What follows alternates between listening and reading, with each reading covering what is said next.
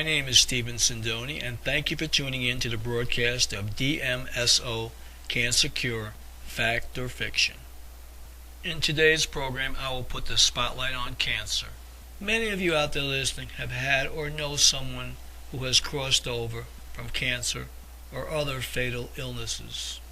I myself have an experience with my younger brother who crossed over, and being a power of attorney and care provider for my brother in his last years here on earth, I got to see and witness for myself the mounds of pills that the doctors were prescribing and the treatments that he was under, and I questioned the medical profession many times on why my brother was dying a slow, sure death. I began by researching the ingredients that were in the pills my brother was taking, and alarmed to find out most all of them were addicting. I then immediately went down to see a friend who owned a health food store and showed him the pills that my brother was taking and see if he and I could come up with a remedy that would help prolong my brother's life. But to my surprise, I learned that my brother had been on these pills for over a dozen years, and it would be almost impossible to try to detoxify him now. It's not an easy thing to do, to watch your younger brother die slowly from pills that he was ingesting every day, and then come to learn when I would see the bills come in from the insurance companies that these pills were costing $1,000 a month. It didn't seem fair that the doctors who were prescribing these pills for my brothers were riding around in expensive cars while my brother was confined to a wheelchair. It just didn't seem fair. And when I would take my brother to see his physician, I would look on the wall and see the doctor's license to practice, and I would question it. If he was a healer, he would be able to do more than just practice on my brother. He would be able to heal my brother from his afflictions and his sicknesses and not take advantage of my brother's suffering. And when I questioned the prescriptions that the physician was giving my brother, he got upset with me, as though I was supposed to trust but not verify or not question what he was prescribing, which I found amazingly ludicrous. It would be an understatement to say here now that the doctor and I saw eye to eye. And on many of these visits with my brother to the doctor, I was surprised to see salesmen who were let in first to see the doctor before the sick patients were able to see the doctor on their set appointment times.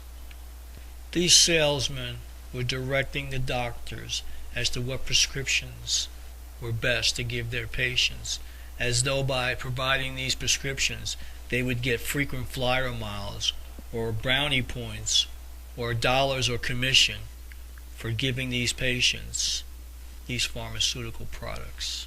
And as I watched this scenario unfold before my very eyes, I became disillusioned with the medical profession. And now we'll get back to the story at hand, Dmso, Cancer Cure, Fact or Fiction. Dmso is what I believe to be nature's answer to cancer. So what is Dmso? Dmso is an alternative cancer treatment. Years of research studies have proven it is safe and effective. It is legal, but because it has to be prescribed off-label, the FDA approved it, but not as a cancer treatment. Patients' insurance companies cannot be billed for it.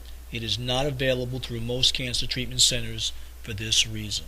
In short, for dimethyl sulfoxide, Dmso is a natural substance, a byproduct of the lumber industry, which supplies it to the pharmaceutical industry for veterinary and human use. In its crude form, this carrier solvent is often used by veterinarians and athletic coaches in the treatment of muscle sprains and various injuries. Dmso promotes healing by increasing the blood supply to the area of the injury. The pure pharmaceutical grade is FDA approved for treatment of intestinal cystitis, bladder inflammation. Dmso is a gentle but powerful healing substance. There is extreme medical research literature extending back decades and covering thousands of patients proving the safety of Dmso its uses, and also its effectiveness as a cancer treatment. Links to that evidence may be found on the following website. And that website is CamelotCancerCare.com. Are there any side effects associated with Dmso treatment? A few patients have reported a mild headache or a spell of chills. This is rare and disappears when the IV drip rate is slowed. Dmso has a slight odor like garlic and oysters. This fades away within 2 days after the final treatment.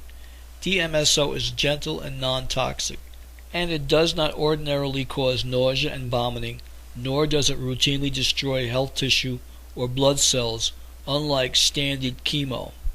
And it won't cause anemia except in cases where disease progression has damaged the pancreas or gallbladder, or in cases where prior standard chemotherapy and/or disease progression has damaged the bone marrow's ability to regenerate replacement red blood cells.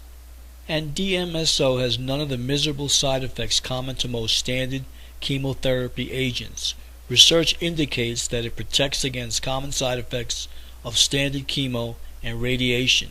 It also improves circulation, thus protecting against blood clot formation, which is a risk of surgery and a common complication of advancing malignancy. Is Dmso effective as a cancer treatment? Yes. Response varies among patients depending upon various factors, but we are generally able to buy quality time for patients in cases which are too far advanced to reverse. In the documented research literature and in actual cases, we have witnessed first-hand evidence that shows it has brought about total remission on many high-grade aggressive tumors which have progressed to the lymph nodes and other areas of the body.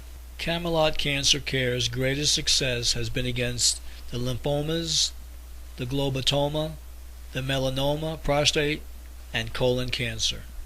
So if Dmso is so effective, why isn't Dmso available throughout most cancer treatment centers?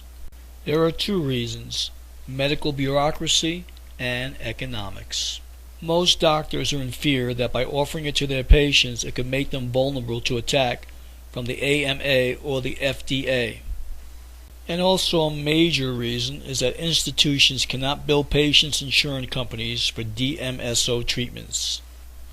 The claims would only be denied because even with the evidence that Dmso is an effective cancer treatment, the FDA never approved it for that purpose.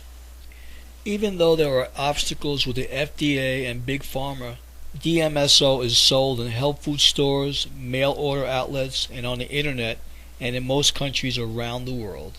It is used by millions for its health benefits in the United States.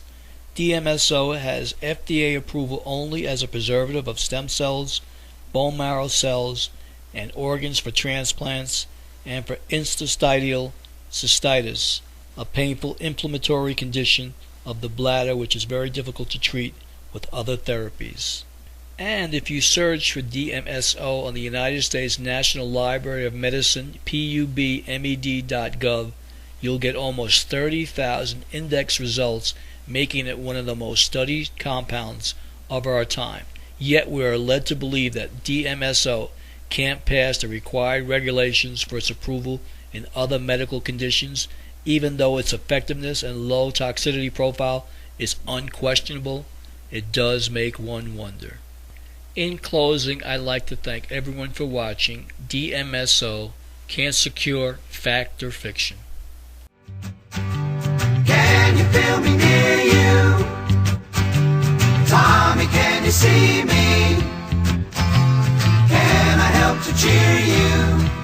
Ooh, Tommy, Tommy, Tommy, Tommy, Tommy.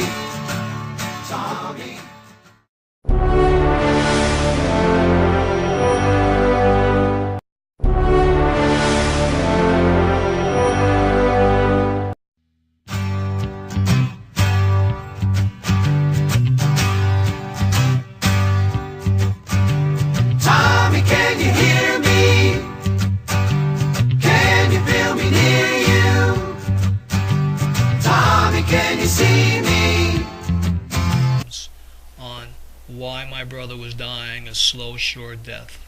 I began by researching the ingredients that were in the pills my brother was taking, and alarmed to find out most all of them were addicting.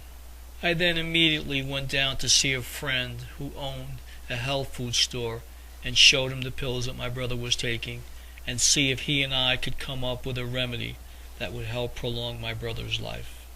But to my surprise, I learned that my brother had been on these pills for over a dozen years, and it would be almost impossible to try to detoxify him now. It's not an easy thing to do, to watch your younger brother die slowly from pills that he was ingesting every day. And then, can I help to cheer you? Ooh, Tommy. Hi, my name is Sindoni, and thank you for tuning in to the broadcast of Dmso, Cancer Cure, Fact or Fiction. In today's program, I will put the spotlight on cancer. Many of you out there listening have had or know someone who has crossed over from cancer or other fatal illnesses. I myself have an experience with my younger brother who crossed over, and being a power of attorney and care provider for my brother in his last years here on earth, I got to see and witness for myself the mounds of pills that the doctors were prescribing and the treatments that he was under, and I questioned the medical profession many times.